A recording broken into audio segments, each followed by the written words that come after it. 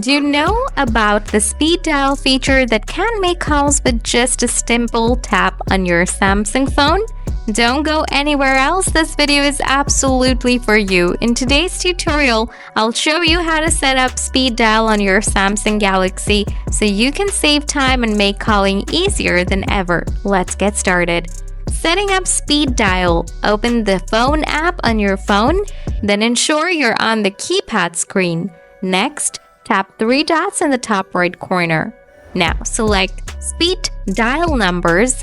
Here, choose a number from 2 to 9. Select the contact you want to assign to the number. Step 2. Using speed dial. Open the phone app again. To call a speed dial number, simply press and hold the assigned number on the keypad. Right after that, the call will be made immediately. Alright guys, now you know how to set up speed dial on your Samsung phone. If you found this tutorial helpful, don't forget to give it a thumbs up and subscribe for more tips and tricks. If you have any questions or need further assistance, feel free to drop a comment below. I'm here to help. Thanks for watching, and I'll see you in the next video.